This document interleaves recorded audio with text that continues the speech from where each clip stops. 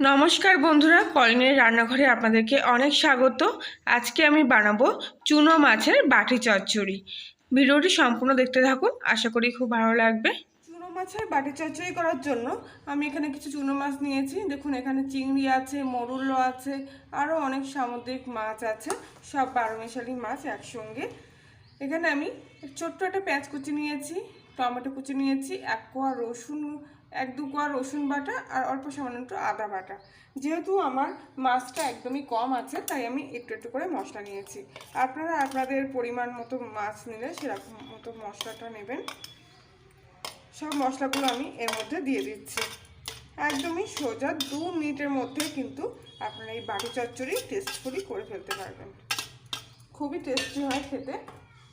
এর মধ্যে এবার আমি হাফ চামচি মতো জিরে বাটা আর হাফ চামচি মতো ধনিয়া বাটা দিয়ে দিচ্ছি। একটা কাঁচা লঙ্কা 4 ফালা করে এর মধ্যে দিয়ে দেবো। আর দিয়ে দেবো হাফ চামচি মতো হলুদ গুঁড়ো, সামান্য একটু লবণ দিয়ে দেবো পরিমাণ মতো। হাফ চামচিরও কম লবণ দিচ্ছি আমি এখানে। আর দিয়ে দেবো কালারের জন্য একটু সামান্য লঙ্কার গুঁড়ো। সব কিছু দেওয়ার পর এতে আমি একটু তেল দিয়ে দেবো। এখানে আমি 2 টেবিল চামচ মতো তেল দিচ্ছি। আপনারা সাদা তেলও করতে পারেন, সর্ষের তেলও করতে পারেন। আমি এখানে সরিষার তেলে করছি না, সাদা তেলটা ব্যবহার করছি। সব কিছু একসঙ্গে দেওয়া হয়ে গেলে আমি এটা ভালো করে মাখিয়ে নেব। সব কিছু একসঙ্গে কিন্তু অনেকক্ষণ ধরে ভালো করে মাখিয়ে নিতে হবে।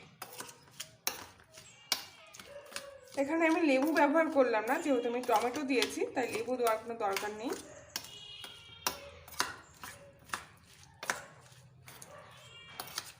ভালো করে মাখিয়ে কিছুক্ষণের জন্য আমি এটা ঢাকা দিয়ে রাখবো।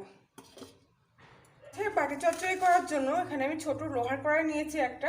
আপনারা যে কোনো পাত্রে করতে পারেন। তার মধ্যে 2 টেবিল চামচ তেল গরম করে এতে আমি কিছু কালো জিরে ফোড়ন দিয়ে দেবো। ফোড়নটা একটু ভাজা হয়ে গেলে এখানে আমি আগে থেকে মেখে রাখা মাছগুলো তেলের মধ্যে দিয়ে দেবো।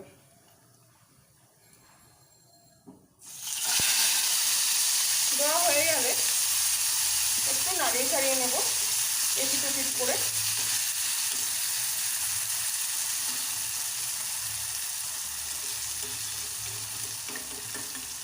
আর বাটি ধুয়ে রাখা জলটা আমি এর মধ্যে দিয়ে দেবো।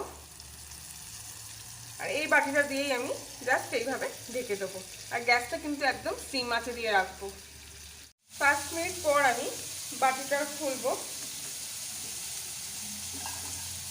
আর দেখুন, মাছের গায়ে থেকে কিন্তু একদম তেল বেরিয়ে গেছে, মশলাটাও কিন্তু কষা হয়ে গেছে। একটু নাড়িয়ে চাড়িয়ে নেব।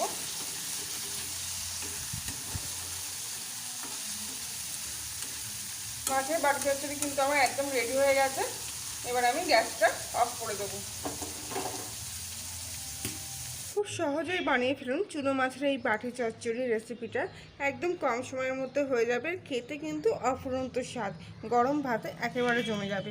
আজকের মতো ভিডিওটি এখানেই শেষ করছি। রেসিপিটি ভালো লাগলে লাইক, শেয়ার, কমেন্ট করবেন। নতুন হলে সাবস্ক্রাইব করে পাশে থাকবেন।